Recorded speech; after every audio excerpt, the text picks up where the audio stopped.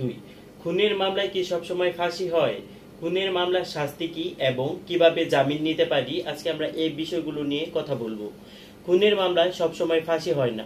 খুনের মামলা বাংলাদেশ দণ্ডবিধি 1860 পেনাল কোড এর ধারা 302 অনুযায়ী বিচার হয়। খুনের মামলার শাস্তি হচ্ছে পেনাল কোড 302 এ নির্ধারিত। যদি কেউ ইচ্ছাকৃতভাবে কাউকে হত্যা করে তাহলে তার শাস্তি হতে পারে মৃত্যুদণ্ড, ফাঁসি অথবা যাবজ্জীবন কারাদণ্ড এবং সেই সাথে অর্থদণ্ড হতে পারে। সবসময় কি খুনের মামলায় মৃত্যুদণ্ড হয় বা খুনের মামলায় কি সবসময় ফাঁসি হয়? না, খুনের মামলায় সবসময় ফাঁসি হয় না।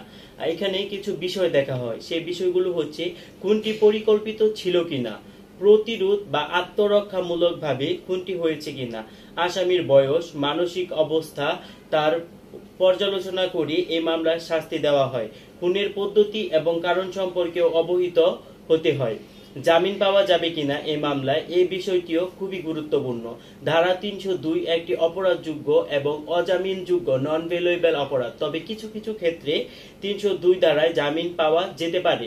প্রাথমিক তদন্তে প্রমাণ না থাকা সাপেক্ষে, দীর্ঘদিন মামলার বিচার শুরু না হওয়া সাপেক্ষে, আসামির পরিস্থিতি কেমন, আসামি মানসিকভাবে কতটা সুস্থ এবং আসামি যদি অসুস্থ থাকে, গুরুতর অসুস্থ থাকে, সেই ক্ষেত্রেও 302 ধারায় জামিন পেতে পারে।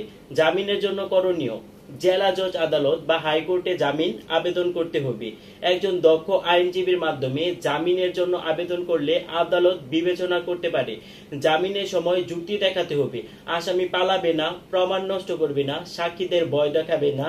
এরূপ কন্ডিশনের মাধ্যমেও 302 ধারায় জামিন পাওয়া যেতে পারে। তবে এই ক্ষেত্রে একটি পরামর্শ থাকে যে যদি আপনি বা আপনার পরিচিত কেউ এই মামলায় জড়িত হন তাহলে একজন অভিজ্ঞ ফৌজদারি আইনজীবীর পরামর্শ নেবেন।